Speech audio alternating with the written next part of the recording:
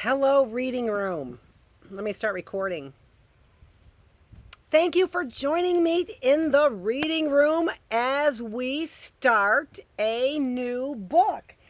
And if you were here in the early bird classroom, you already know what the book is, but you also got a preview of all the books I said. I was off yesterday purchasing a whole bunch of books, and it made me want to change my book. But you know what? I said I'm not going to change my book. This looks really interesting, and I'm happy I didn't change my book because this book also takes place during the setting is the Civil War era.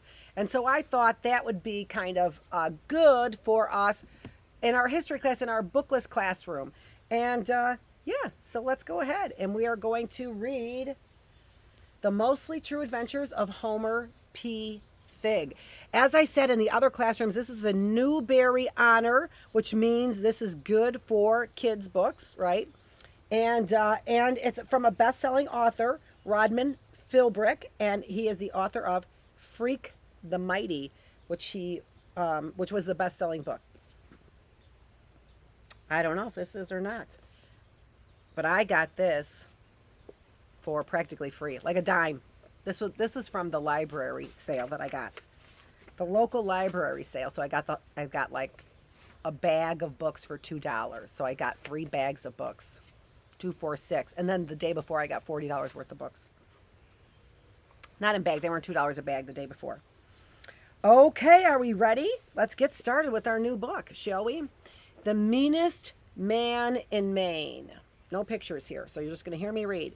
My name is Homer P. Figg, and these are my true adventures. I mean to write them down, every one, including all the heroes and cowards, and the saints, and the scalawags, and them stained with the blood of innocence, and them touched by glory, and them that was lifted into heaven, and them that went to the other place. I say my true adventures because I told a fib to a writer once, who went and put it in the newspaper about me and my big brother Harold winning the battle at Gettysburg, and how we shot each other dead but lived to tell the tale. That's partly true about winning the battle, but most ways it's a lie. Telling the truth don't come easy to me, but I will try, even if old truth ain't nearly as useful as a fib sometimes. The P stands for Pierce, which I got from our mother, Abigail Pierce Figg, that perished of fever and left me and Harold under the care of her late sister's husband, Squintin' Leach. Our father, Henry Figg, died of felled tree before I came into this world, and when mother passed away, our fortunes went from bad to worse, because Squintin' Leach was the meanest man in the entire state of Maine.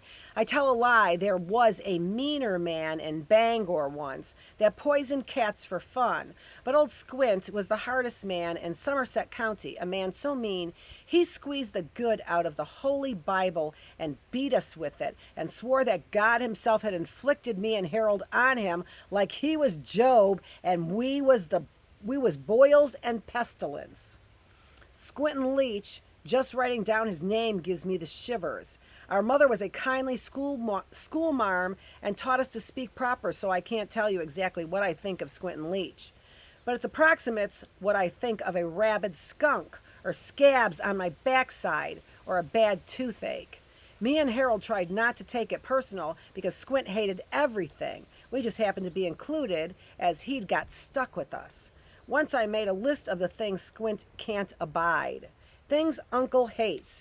Hates the land he works because it's full of flinty rocks that dull his plow. Hates Bob the horse that pulls the plow because it costs him hay. Hates his 2 cows, Bess and Floss, because they never give enough milk. Hates his house because the roof leaks. Hates his barn because me and Harold live there. Hates women because they died and left him 2 boys to raise. Hates Southerners because they own slaves. Hates Negroes because they complain of being enslaved. Hates Senator Douglas because Douglas is short. Hates President Lincoln because Lincoln is tall. Hates the sky because it didn't matter if the sky is sunny and blue, it's bound to rain someday. There's the list right there. Then I run out of paper. Parson Reed of the Old Pine Swamp Congregational Church, he once said Squintin' Leach was aggravated of life. but I think he's just flat out enjoying being hateful.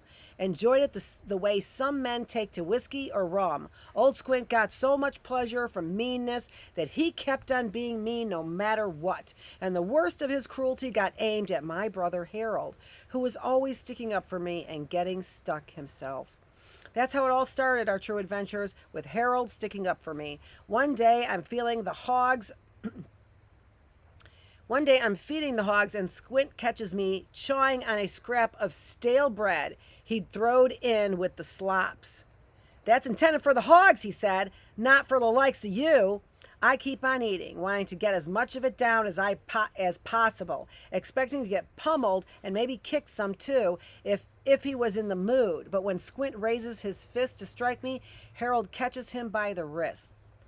The boy is hungry, Uncle. Truth is, we're both half starved. You feed them hogs better than you feed us. Squint's face swells up red and bloated. He curses and makes to hit both of us, but he can't get free of Harold, who is scrawny but strong. Finally, Squint trips over his own 2 feet and ends up face down in the hog pen, covered with mud and worse. That's when he really gets mad. Me and Harold don't wait around to see what happens next. We hightail it into the barn and bolt the door from the inside. Through the cracks, we watch as old Squint drags himself up from the mud and staggers into the house. Inside the house is where he keeps his guns. He means to shoot us dead, I decide. Harold shakes his head. Uncle needs us to work the farm. Wound us then. Whatever he aims to do, I'll stop him, Harold said, real firm and certain. Like he's discovered something about Squint and will use it to keep us safe. Like he's finally grown up enough to throw the old man down in the mud if need be. We wait inside the barn studying the house until we spy Squint slinking out the side door. Sure enough, he's got his old flintlock squirrel rifle, but much to my surprise, he don't come at us with it. Instead, he marches over to the padlock. Next thing, he's scrambled up on Bob the horse, and off they go in a cloud of dust, or as much dust as that old horse can raise. Gone to fetch the sheriff, I say. He means to hang us. Harold gives me a look. You know he hates the sheriff worse than he hates us. Where has he got to then? It don't feel right, Squint leaving instead of kicking the door down and whomping on us like usual. Thing of it is, I'd rather take a beating than whatever he's got in mind riding off like that. Harold sees I'm worried sick. Don't fret, little brother. I got a notion what we should do. Get my coffee, which I haven't finished yet. Let's do it then. Anything is better than waiting for Squint. Harold says he'll be 18 his next birthday, and the time has come for us to run away and make a life for ourselves. He says we can get hired in a logging camp and be logging men with axes and saws and such. And one day we'll own the forest itself and everything in it. That's how fine Harold makes it sound. I'm chopping down trees in my head, happy as ever I've been when Squint and Leach comes back with a crew of men to lynch us. Muddy blues. It don't take 'em long to find us hiding in the loft. We're under the moldy old hay, holding still as rabbits when they burst down the barn door. First thing we hear is Squint yelling and cussing and demanding they find us. One of the men tells him to shut his trap. If he's only a boy, Leach, how'd he whip your fat carcass, eh? Sure it wasn't a hog throwed you into the mud?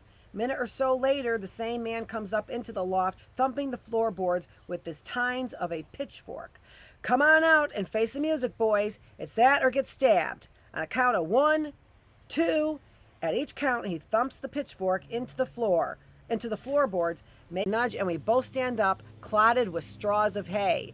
Up in the hills, I recognized him from his voice, the way he said throwed.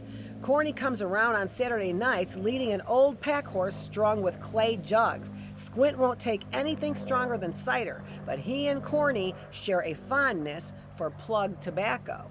They'll sit on the porch of an evening, spitting and brung. Corny is what they call a prodigious liar, meaning that he's got talent in that direction, and me and Harold would hide under the porch just so we could hear him lay waste to the truth. Only time I ever heard Squint laugh was when Corny told this long, complicated tale about a worm he swallowed by accident and how it came out both ends at the same time. "Lo, Mr. Witham," says Harold, picking the hay out of his hair. "Lo, Harold, you boys sure stirred up old Squint this time." Like me, Harold never lied, and it makes it all the worse what happened later when they took us out to the yard. Squint's there, of course, looking madder than a bolt-eyed stranger in blue uniform, so crusted with mud he couldn't have been rolling with the pigs like Squint. He could have been rolling with the pigs like Squint. Man in the muddy blue uniform, he reeks of whiskey. His eyes are shifting everywhere, but at me and Harold. He's embarrassed for us, or maybe for himself. Mostly he studies the clay jug Corny must have given him and seems disappointed to keep finding it empty. "Harold Figg, you stand accused," roars Squint, shaking his fist. "The boy tried to murder me, put me in irons." "Oh, shut up, you old fool," says J.T. Marston, who had a way of speaking quiet but forceful. Land or sell it, J.T. made legal share of to the conscription of able-bodied men. Take your oath according to the Enrollment Act of March 3, 1863.